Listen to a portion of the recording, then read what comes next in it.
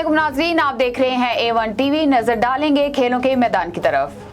England में जनूबी Africa की जानिब से अंडर 19 क्रिकेट खेलने वाले क्रिकेटर मोडली खमालो एक हमले में शदीद जख्मी हो गए। गैर मुल्की मीडिया के मुताबिक 20 साला अफ्रीकी क्रिकेटर पर बुर्ज वाटर के इलाके में फ्री ऑन स्ट्रीट पर एक कोबा खाने के बाहर हमला किया गया, जिसमें वो शदीद जख्मी हो गए। मोडली खमालो पर हमले के शुबे में एक 27 साला शख्स को हिरासत में लिया गया, ताहम तहकीकात के बाद उसे छोड़ दिया गया।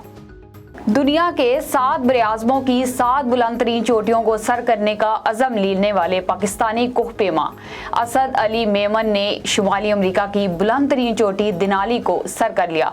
असद अली मेमन के मुताबिक वो शुमाली अमरीका की रियासतुल स्का में वाक़या 6190 मीटर बुलंद चोटी दिनाली की टॉप पर 28 मई को पहुंचे थे और वो सिमट के बाद वापस 20 कैंप पहुंच चुके हैं। असद अली मेमन 7 बरआज़मों के 7 चोटियों को सर करने का इरादा रखते हैं और माउंट देनाली इनके इस मिशन की चौथी चोटी थी।